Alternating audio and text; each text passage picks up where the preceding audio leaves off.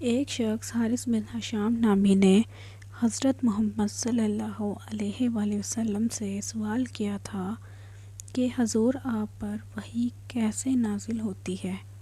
آپ صلی اللہ علیہ وآلہ وسلم نے فرمایا کہ وحی نازل ہوتے وقت کبھی مجھ کو گھنٹی کی سی آواز محسوس ہوتی ہے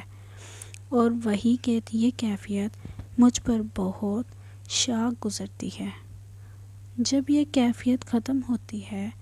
یہ نازل شدہ وحی محفوظ ہو جاتی ہے،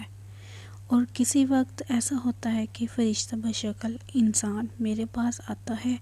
اور مجھ سے کلام کرتا ہے، بس میں اس کا کہا ہوا یاد رکھ لیتا ہوں۔ حضرت عائشہ رضی اللہ عنہا کا بیان ہے کہ میں نے سخت کڑاکے کی سردی میں حضرت محمد صلی اللہ علیہ وآلہ وسلم کو دیکھا ہے کہ آپ صلی اللہ علیہ وآلہ وسلم پر وحی نازل ہوئی، اور جب اس کا سلسلہ موقوف ہوا تو آپ صلی اللہ علیہ وآلہ وسلم کی پیشانی پسینے سے شرابور تھی۔